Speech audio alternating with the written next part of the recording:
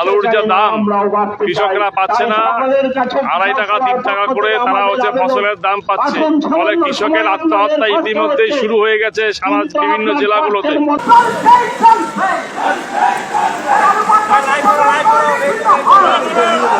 বাংলাদেশের রপ্তানি বন্ধ হওয়ায় এভাবেই বস্তায় বস্তায় আলু ও পেঁয়াজ রাস্তায় ফেলে বিক্ষোভ করছে ভারতীয় কৃষকেরা।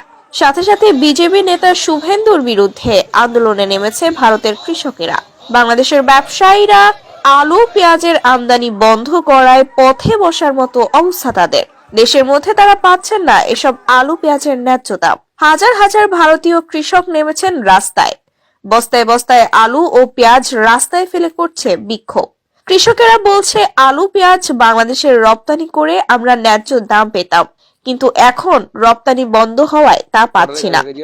আর এই গাড়ি আজকে 15 দিন দাঁড়িয়ে থাকায় বহু ক্ষতি হচ্ছে। প্রচুর টাকা লস। এক এক গাড়িতে পেঁয়াজের দামই প্রায় 10 থেকে 12 লক্ষ টাকা। যে কটা গাড়ি এসছে সেই কটা গাড়ি অন্তত বর্ডারে যাতে যাওয়ার পারমিশন দেয়, তাতে আমাদের সবার উপকার হয়। লাগাতার বন্ধ করে ওদের আলু পেঁয়াজ কি করে খায় আমরা সেটা দেখিয়ে দেব। এখন সেটা তো বিজেপি নেতা শুভেন্দু বন্ধ করে দিল। তাহলে এখন আমাদের এই উৎপাদিত আলু পেঁয়াজ ভারতীয় বিজেপি সরকার কিনুক। বিজেপি নেতা শুভেন্দু আমাদের এখন রাস্তায় নামতে বাধ্য করেছে। এখন আমাদের এসব আলু পেঁয়াজ তাকেই নিতে হবে, আর নইলে আমাদের এই আন্দোলন চলবে অনির্দিষ্টকালের জন্য।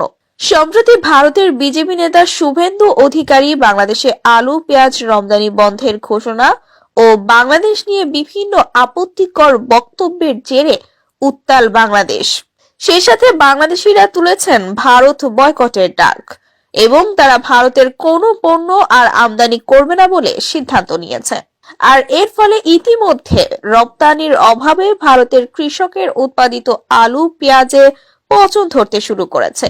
এমনকি যেসব আলু পেঁয়াজ বাংলাদেশের বিভিন্ন সীমান্তে ট্রাকে করে নেওয়া হয়েছে রপ্তানির উদ্দেশ্যে, সেসব আলু পেঁয়াজও নিতে অনাগ্রহ দেখাচ্ছে বাংলাদেশ।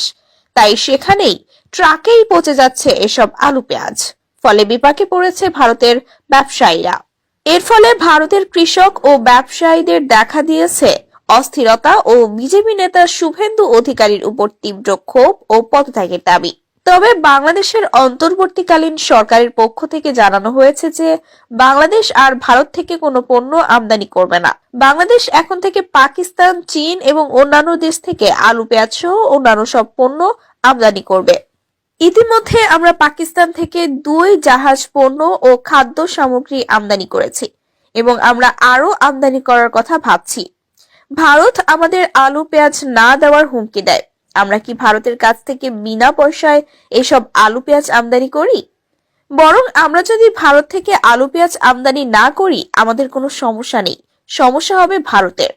ভারতেরই রপ্তানি আয় বন্ধ হয়ে যাবে, ফলে তাদের দেশের জনগণ না খেয়ে মরবে। তবে বাংলাদেশ এখন আর ভারতের গোলামি করবে না। ভারতের সাথে আর কোনো কূটনীতিক, রাজনৈতিক, ব্যবসায়িক সম্পর্ক থাকবে না।